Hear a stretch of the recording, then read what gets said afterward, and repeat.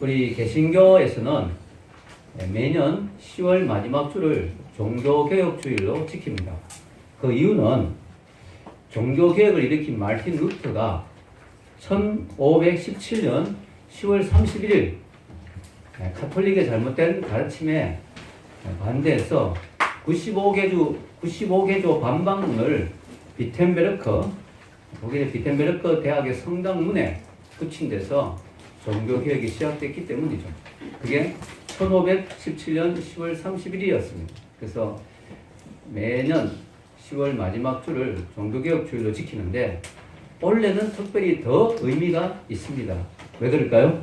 500주년. 네, 올해가 바로 종교개혁 500주년이기 때문에 더더욱 의미가 있고 많은 사람들이 그 종교개혁을 기억합니다. 그래서 저도 매년 종교개혁 설교를 하진 않는데요. 올해는 500주년이니까 꼭 한번 우리가 생각해 봐야 되겠다 하는 생각이 듭니다. 그래서 종교개혁의 의미가 뭔지 또 우리가 그것을 어떻게 삶에서 적용해야 될지 한번 생각해 보기를 원합니다. 일단 종교개혁 이 사건을 보는 두 가지 관점을 말씀드리겠습니다. 이 종교개혁을 통해서 카톨릭에서 개신교가 나왔어요. 그래서 이 카톨릭의 입장에서는 종교개혁을 좋아할까요? 싫어할까요? 아주 싫어합니다. 아주 좋지 않게 생각합니다. 그래서 지금은 우리 개신교가 카톨릭과 동등한 어떤 조세를 가지고 있기 때문에 그분들이 함부로 말을 못하지만 당시에는 이 종교개혁을 일으킨 마르틴 루터 이 개신교를 이단으로 취급을 했습니다. 마르틴 루터를 이단의 시궁창이다 이렇게 말할 정도로 아주 싫어했어요.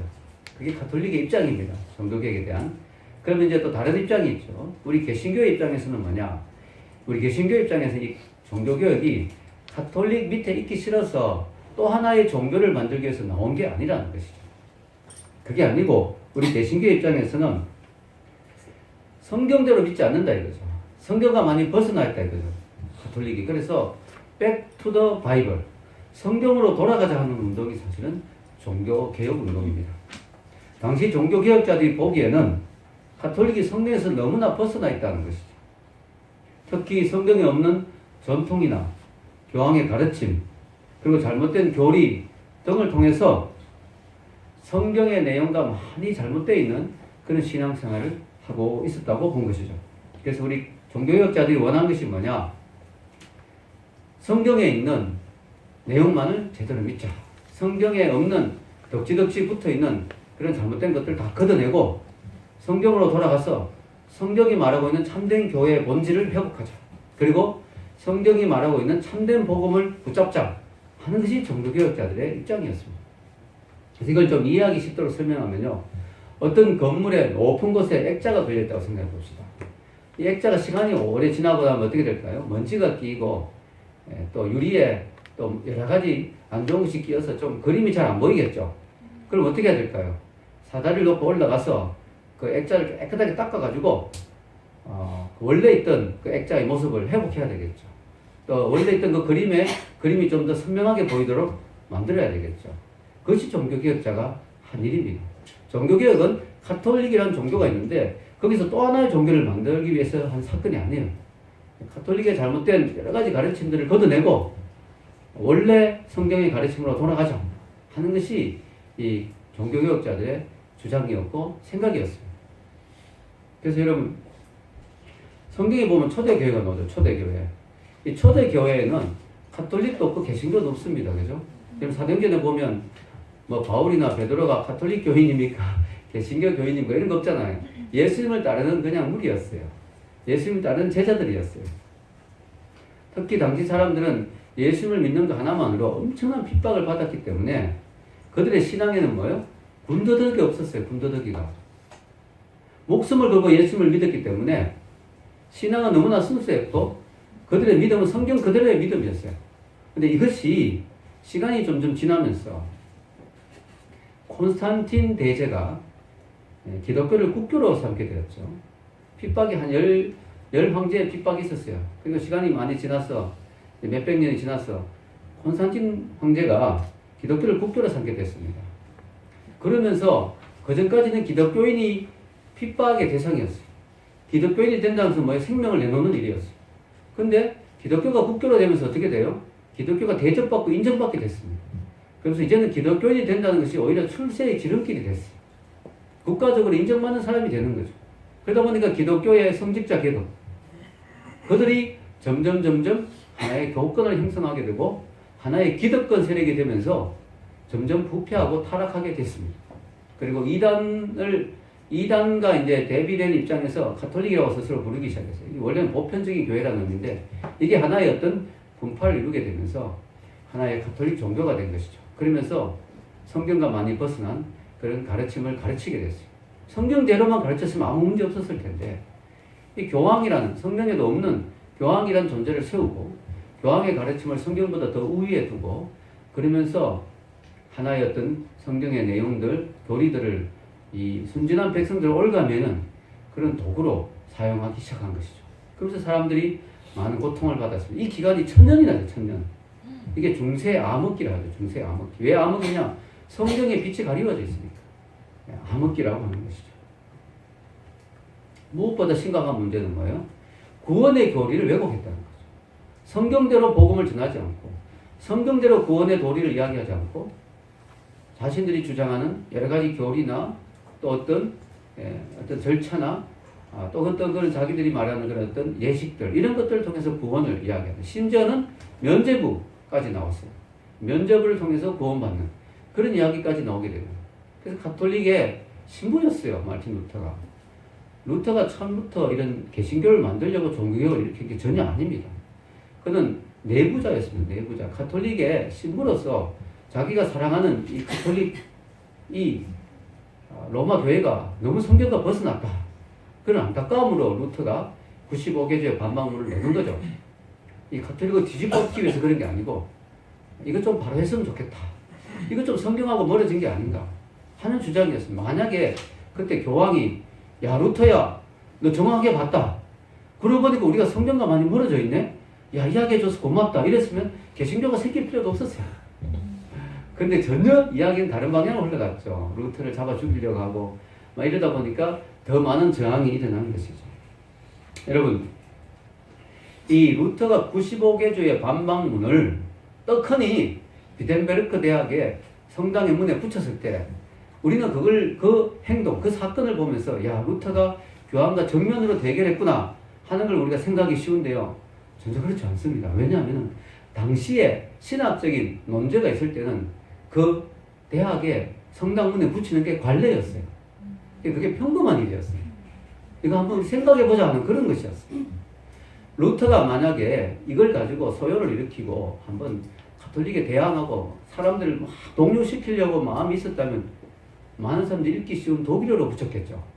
근데 루터는 특별한 사람들만 읽을 수 있는 라틴어로 붙였어요. 라틴어로. 그 말은 뭐냐면 루터가 이것을 대중화하려고 하는 마음이 없었다는 거죠. 여러분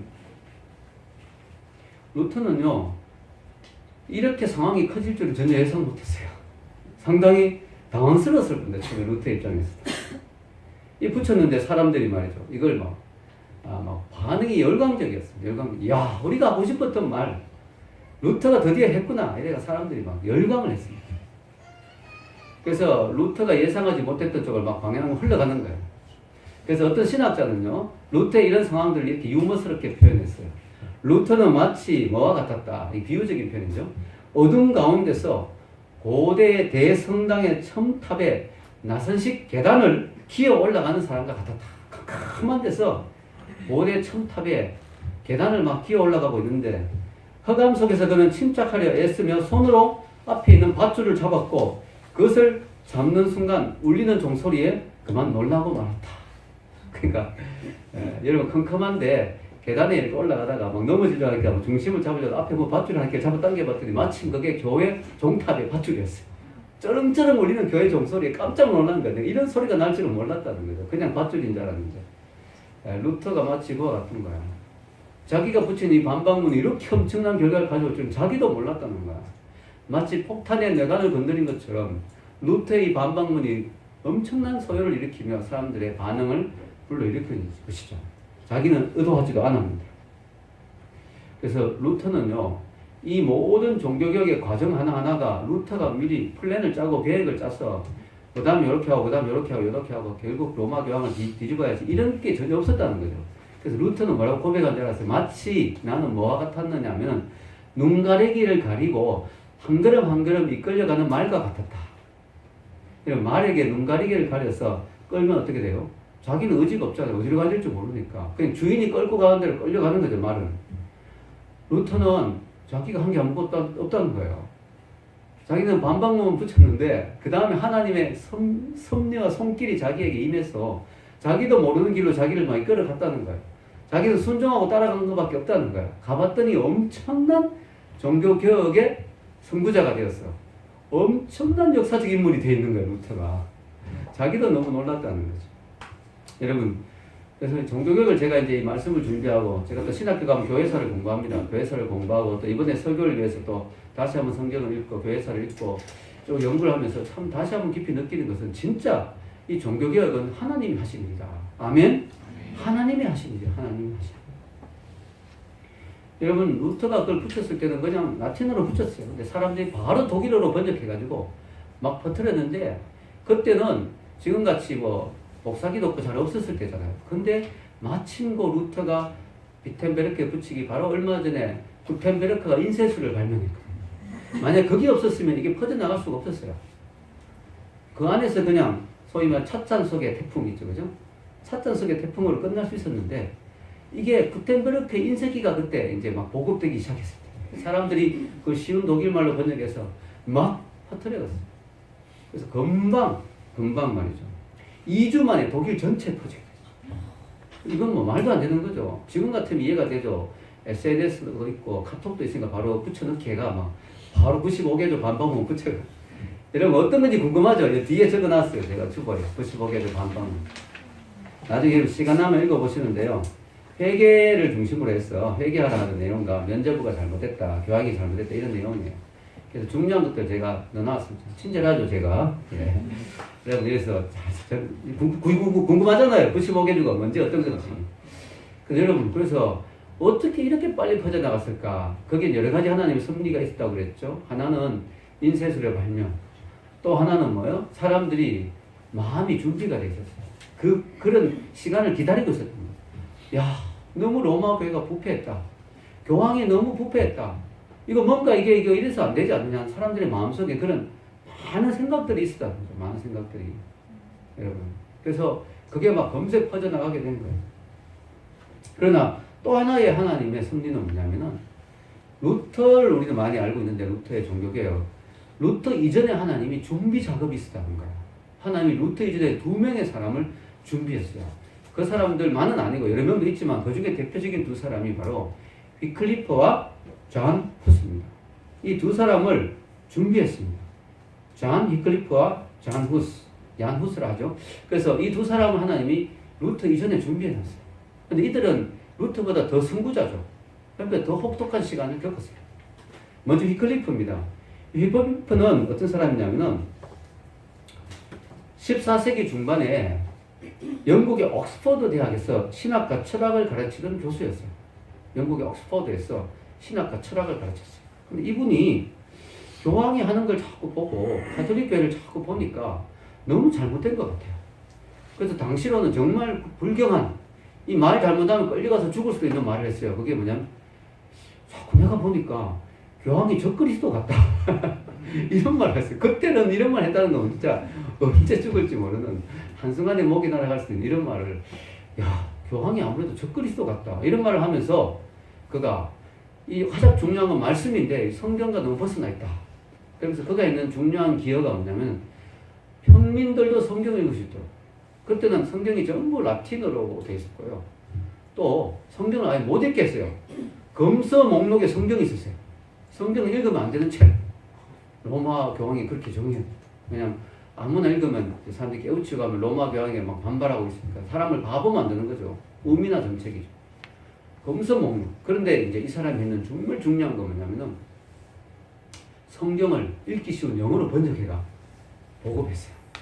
이건 뭐 아주 획기적인 사건이고 천년의 암흑식에 처음으로 성경이 평민들의 손에 들려진 거예요. 기적이죠, 기적. 엄청난 일이죠. 로마 교황은 너무 싫어했죠. 그래서 히클리프의 뜻을 따른 제자들을 너무나 핍박했죠. 그러니까 이게 성경을 가지고 다니다 걸리면 죽는 거예요. 그래가지고 할 수 없이 히클리프의 제자들이 어떻게 했냐면 성경을 나눠서 다 외워버렸어. 너는 마태복음 외워라. 너 누가복음 외워라. 너는 사도행전 외워라. 이래가 이 제자들이요. 대부분 사제들이죠. 이들이 막 흩어져가지고 영국 전역에 시골 마을 막 찾아가서 사람들 모아놓고 성경 낭독하는 거예요. 그때는 성경을 갖다 줘도 그 사람들이 문맹이 많았어요. 아예 영어도 못 읽는 사람도 많았기 때문에 아예 암송해서 막 들려줬어요. 그러니까 이 로마 교황하고 이 사람들은 너무너무 싫어하는 거죠. 그들을 비웃기 위해서 롤라드라고 불렀어요. 롤라드란 말이 중얼거리는 자. 성경을 자꾸 중얼거리니까. 잡히면 다 죽어요. 막 흩어져가지고 막 전했어요. 요즘 그 대학로에 더북이라는 뮤지컬이 나오죠.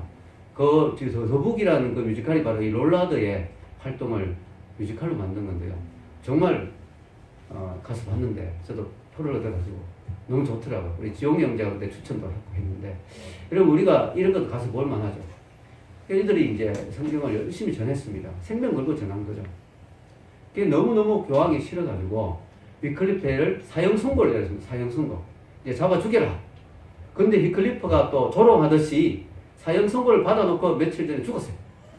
사형시킬 수 있는 특권을 허락하지 않은 거죠.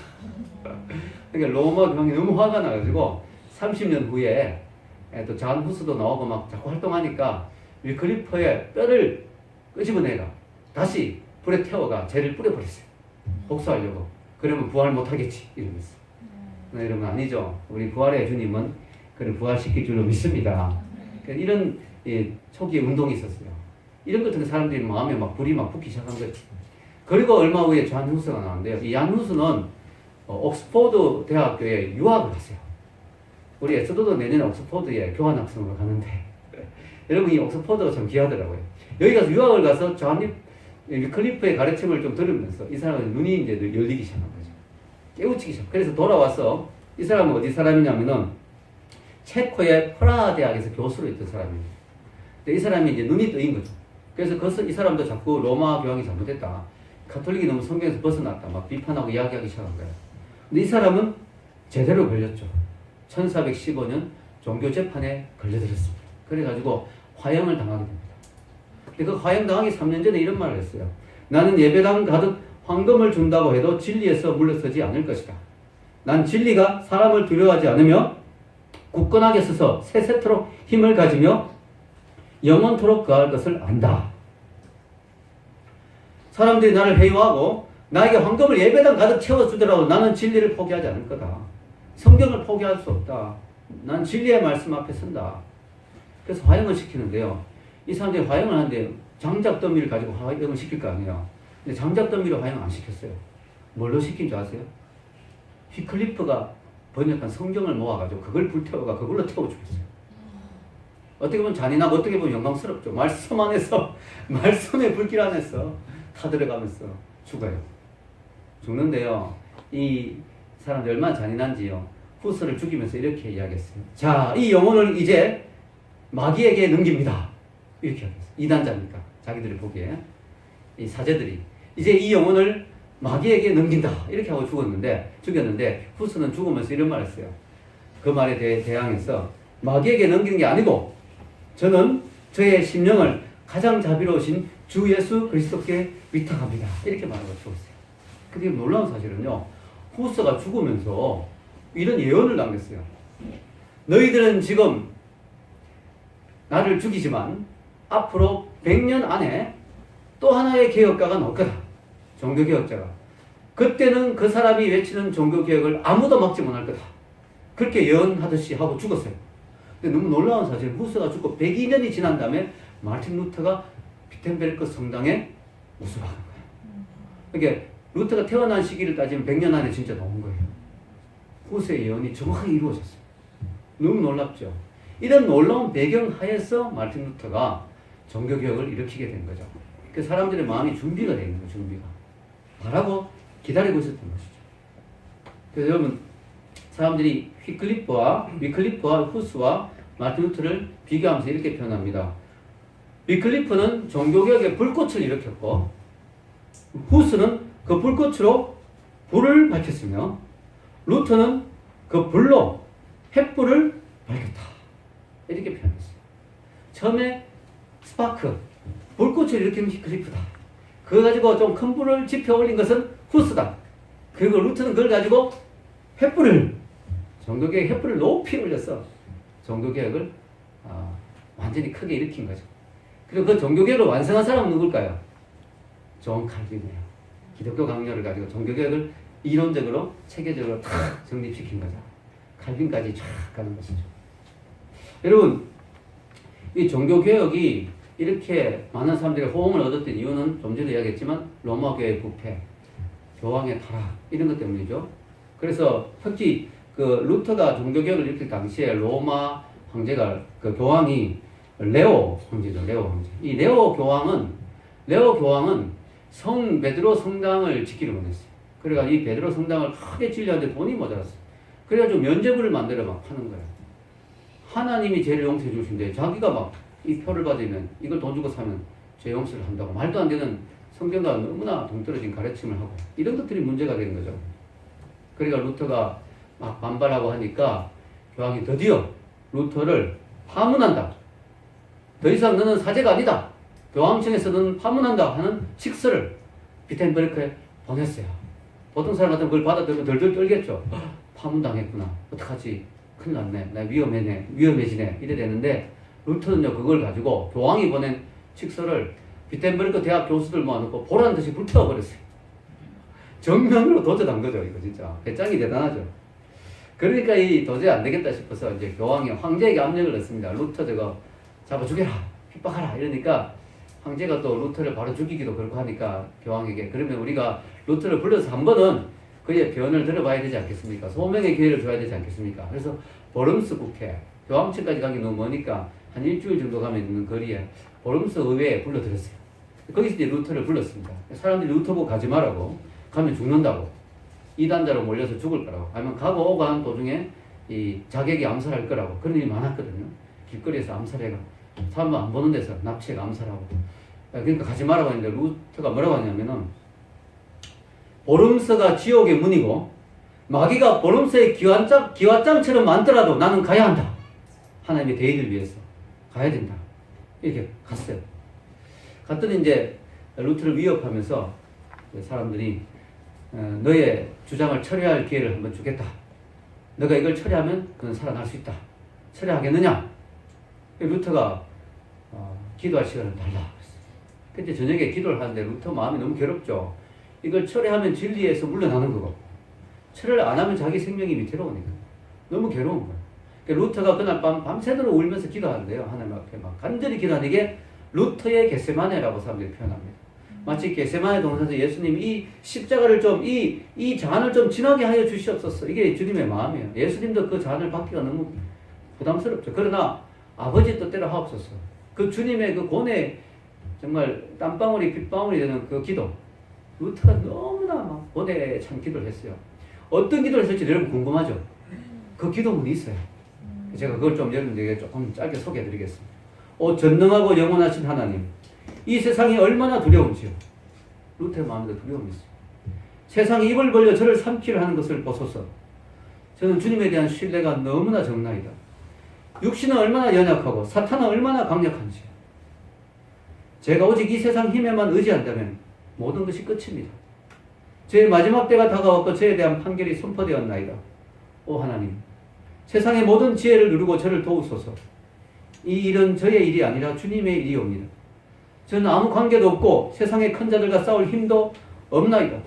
주님은 이 일을 위하여 저를 택하셨나이다. 소명을 느끼면서 주님은 이 일을 위하여 저를 택하셨나이다. 그러므로 행하소서. 오 하나님, 주님의 사랑하신 아들 예수 그리스도를 위하여 내 편에 서주소서. 그는 저의 방벽과 방패와 경관 망루이십니다. 그러면서 루터의 기도는 다음과 같이 끝납니다. 오 나의 하나님, 주님은 어디 계시나이까? 오소서 오소서. 전 어린 양처럼 참으며 주님의 진리를 위하여 제 목숨을 내놓을 준비가 되어 있나이다. 세상이 마귀로 가득 찰지라도 주님이 만드신 저의 몸이 갈기갈기 찢기고 죄로 변할지라도 저의 영혼은 주님의 것이옵니다. 저는 주님의 말씀을 확신하옵나이다. 제 영혼은 주님께 속하였나이다. 제 영혼은 영원히 주님과 살 것입니다. 오 하나님, 나를 도우소서. 이런 정말 간절한 생명을 건 기도를 루터가 했습니다. 그리고 난 뒤에 루터는 자신감을 가지고 다음날 그들이 철회할 거냐고 결심했냐고 물어보니까 루터가 결심했다고 하면서 다음같이 대답했는데 이 대답이 너무나 유명한 루터의 답변이죠. 나의 양심은 하나님의 말씀에 사로잡힌 바 되었습니다. 나는 나의 주장을 철회할 수도 없으며 철회하지도 않을 것입니다. 왜냐하면 자신의 양심에 어긋나는 일을 하는 것은 옳은 일도 안전한 일도 아니기 때문입니다. 하나님이여 나를 도우소서. 아멘. 주여 내가 여기 있나이다. 나를 도우소서. 이게 루터의 최종 답변이었습니다. 더 이상 이야기할 게 없죠. 게임 끝이죠. 더 이상 루터를 설득할 수가 없다는 걸 알았습니다. 그래서 그들은 루터를 죽이기로 마음먹었습니다. 이제 루터가 집으로 돌아가는 게 문제예요. 일주일에 걸려서 이제 말을 타고 돌아가는데 분명히 중간에 납치당해 죽을 수 있는 상황이었어요. 그때 하나님의 놀라운 섭리와 도움의 손길이 나타납니다. 만약에 루터가 그냥 죽어버렸으면 또 종교개혁의 불길이 꺼졌을지도 몰라요. 근데 루터에게 어떤 도움의 손길이 나타나냐면은 프레드릭 제우라는 사람이 있어요. 이 프레드릭 제우가 루터를 좀 좋게 생각했어요. 그래서 루터가 위험하다는 걸 알고 자신의 신복 부하들을 보냈습니다. 그래가지고 중간에 루터를 납치했어요. 근데 죽이려고 납치한 게 아니고 살리려고 납치해가지고 독일의 고산지대에 위치한 바르트브루크 성에 아주 높은 곳에 있는 아주 외딴 성에 루터를 거기에 피신시켰어요. 거기서 루터는 수염도 기르고 이름도 바꾸고 연장을 해가지고 아무도 몰라요. 루터가 거기 있는지. 거기서 루터는 탑에 혼자 숨어 지냅니다. 거기서 루터는 뭘 했느냐? 하나님께 기도하면서 그 어려운 라틴어 성경을 쉬운 독일말로 번역을 한 거죠. 거기서 루터의 성경이 번역이 된 거예요. 그리고 나중에는 신약뿐만 아니라 구약까지 다 번역을 해가지고요. 전역에 퍼뜨렸는데 이게 베스트셀러가 됐어요. 그때 당시 50만 부가 팔려나갑니다. 여러분, 루터가 거기서 하나님의 손길에 루터는 거기서 안전하게 있었던 거예요. 사람들은 루터가 안 나타나니까 다 죽었다고 생각했어요. 죽었다고 또 이야기했어요. 루터를 안전하게 하기 위해서. 루터는 죽었다. 이렇게 사람들이 죽은 줄 알았어. 그날 루터는 숨어서 더 위대한 일을 하고 있었던 거죠. 루터가 그때 독일어로 번역했기 때문에 성경이 쉬운 말로 퍼져나갔고 그게 또 나중에 또 번역되고 하면서 우리 손에까지 오게 된 것이죠. 여러분, 루터는요 여러 가지 많은 계획을 했습니다. 필요 없는 성상들도 다 없애고 또 예배 순서도 다 개혁하고 또 여러분 성경을 번역했을 뿐만 아니라 찬송가도 작사 작곡했어요. 루터가 찬송가도 작사 작곡하고 그리고 공동체가 함께 찬양. 옛날에 성가대만 찬양했는데 요즘 이제 영생형제 찬양들 이런 같이 찬양하죠. 옛날에는 그렇게 못했어요. 공동체가 같이 찬양하고 또 신앙 고백하고 사도신경 신앙 고백하고 또 뭐요? 신부에게 고해성 살 필요 없다. 이제는 자기 죄는 주님의 이름으로 하나님께 아뢰면 된다. 그러니까 바로 다이렉트로 하나님께 기도할 수 있도록 하고 그리고 또 중요한 건 뭔지 아세요? 사제가 독신이었잖아요. 결혼을 이제 할 수 있도록 루터가 했어요. 그러니까 여기에 막 자극을 받아가지고 이 종교개혁의 정신을 또 종교개혁의 내용을 들으니까 가톨릭이 잘못됐다는 걸 많은 사람이 깨달았잖아요. 그래서 수녀들이 수도원에서 막 튀어나왔어요. 나 이제 수녀 그만할란다. 나 결혼할란다. 이러고 막 튀어나왔어요. 그런 여러 또 한 무리의 수녀들이 루터 있는 곳을 막 몰려왔어요. 그러니까 루터가 이 사람들 시집 보내야 되잖아요. 그러니까 루터가 시집, 그 중에 한 수녀와 루터가 결혼합니다. 멋있는 러브 스토리죠. 그런데 우리가 어떤 생각에는 야, 그 중에 제일 예쁜 수녀를 골라서 결혼했겠구나 생각이 들 수 있는데 놀랍게도 루터는요 자기는 뭐 특별히 꼭 결혼해야 되겠냐 이러면서 그냥 좀 인기 있는 수녀부터 하나씩 다 시집시켰어요. 보냈어요. 근데 제일 나중까지 아무도 안 데려가는 수녀가 한 명 있었어요. 루터가 구제해주는 마음으로 그 수녀와 결혼했어요. 그 수녀 이름이 타리나 폰 보라인데요. 놀랍게도요 이 수녀가 루터와 너무너무 잘 살았어요. 6남매를 낳고 루터가 신학 토론 많이 했거든. 집에서 막 학생들이 몰려오고 막 루터를 도우면서 너무너무 살림도 잘하고 요리도 잘하고 너무 지혜롭고 은혜로운 그런 수녀였어요. 알고 보니까 제일 인기가 없었는데 그래서 루터가 이 수녀를 너무 좋아했어요. 자기 부인은. 그래서 그 이런 일화도 전해집니다. 어느 날 루터가 종교교육을 하는데 너무 힘들잖아요. 막 교황이 막 압력을 넣고 막 너무 힘드니까 풀이 주고 집에 왔는데 자기 부인이 상복을 입고 있는 거예요. 상복을. 시커먼 상복을 입고. 그 여보 누가 죽었어요? 하니까 예 누가 죽어서 지금 상복을 입고 있어요. 누가 죽었어요? 하니까 하나님이 죽어버렸어요. 루터가 깜짝 놀라가지고, 아니 우리 하나님이 왜 죽어요? 하나님이 어떻게 죽을 수가 있어? 하니까 그 부인이 벌떡 일어나면서, 여보, 하나님이 아주 안 죽었는데 당신이 왜 이렇게 낭망하고 있어요? 루터가 깜짝 놀라면서, 그렇지, 맞아, 하나님이 안 죽었는데 내가 왜 이렇게 실망하고 있어? 힘을 내야지 하고 다시 힘을 내서 종교개혁을 완성했다는 그런 일화가 있어요. 얼마나 지혜롭고 얼마나 훌륭한 부인입니까? 그래서 루터가요, 나중에 이렇게 고백합니다. 나는 베니스를 준다 해도, 프랑스를 준다 해도 나의 아내와 바꾸지 않을 것이다. 이게 루터가 이야기합니다. 루터가 이야기합니다. 루터가 그렇게 아름답게 가정을 이루었어요. 자, 루터가요, 95개조 반반을 통해서 가장 주장한 게 뭐냐면 회개예요, 회개. 회개는 면죄부 이런 거 하나 산다고 회개되는 게 아니다. 전심으로 해야 되고, 전 삶을 통해 사는 것이 회개다. 회개가 3전대를 통해서 이루어져야 된다. 고해성사분했다고 회개되는 게 아니다. 이런 것들을 루터가 강조했습니다. 그리고 면죄부가 죄를 해결할 수가 없다.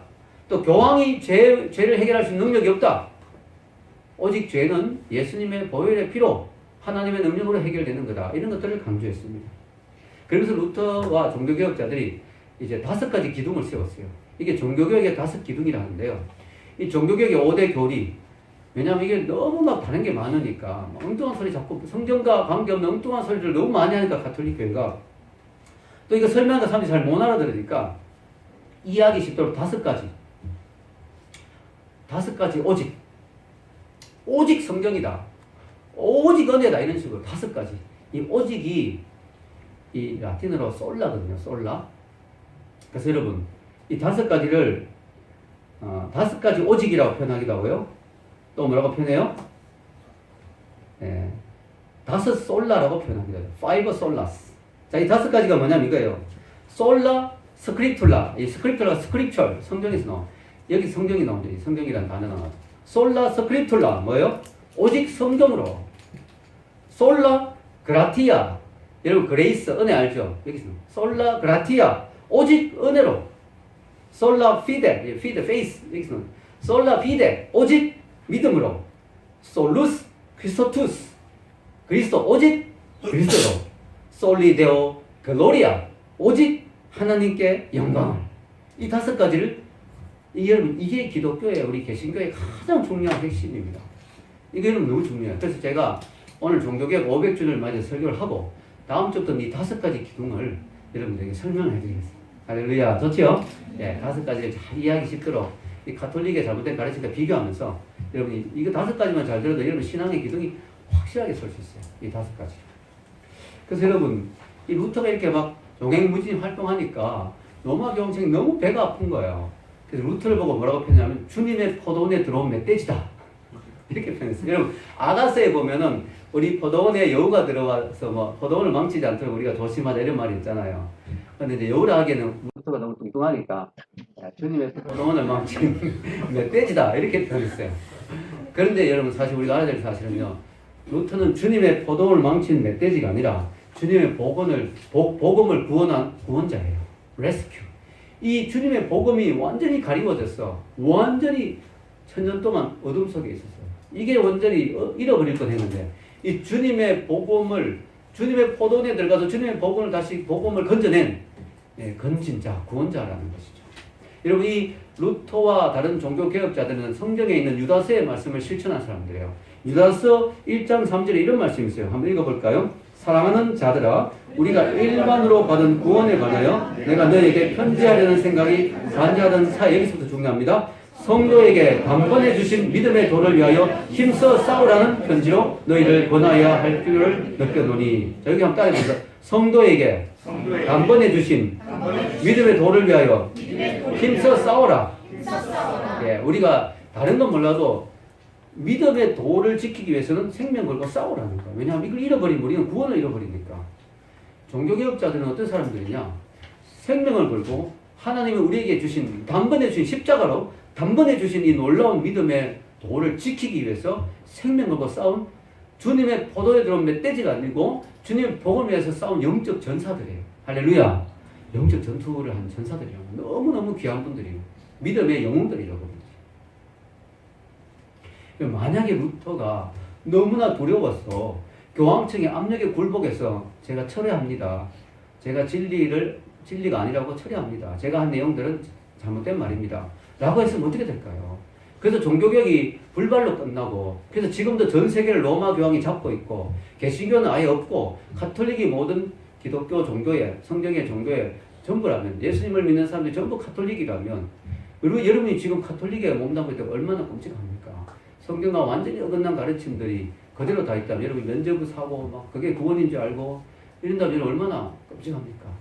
여러분, 루터가 그 압력에 굴복하지 않았던 게 너무 감사한 거죠. 그래서 여러분, 그 이후에 이제 루터 이후에 뭐 이런 잘 아는 윙클리, 존 낙스, 존 칼빈이 나서 계속 개혁을 이어갔습니다. 자, 결론을 내리겠습니다. 저는 오늘 종교개혁 500주를 맞이해서 종교개혁의 의의라는 말씀을 전했는데요. 이 종교개혁의 의의가 뭐냐? 종교개혁의 의미가 뭐냐? 가리워져 있던 복음의 빛을 다시 비춘 게 종교개혁이에요.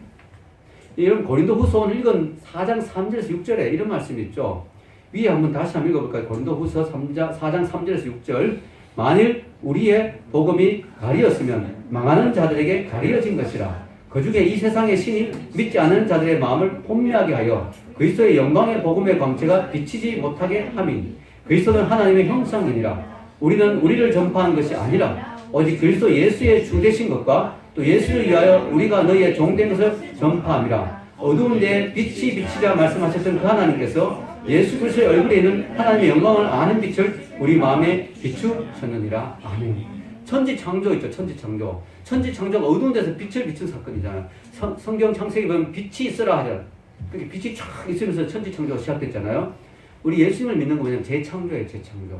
예수님만 성경 거듭나잖아요. 우리 마음에 복음의 빛이 쫙 비칠 때, 하나님의 영광의 빛이 비칠 때, 예수님을 아는 빛이 우리에게 비칠 때 우리는 거듭나는 거예요. 그리고 재창조, 새롭게 태어나서 천국 백성이 되는 거예요. 그런데 이 복음의 빛을 가리우는 일이 있어요. 이게 사람이 가리는 게 아니고 이 세상에 있는 어둠의 신이 가리웁니다. 그래서 여러분 복음을 전하면 어떤 사람은 전혀 못 알아듣고 막 화내고 싫어하잖아요.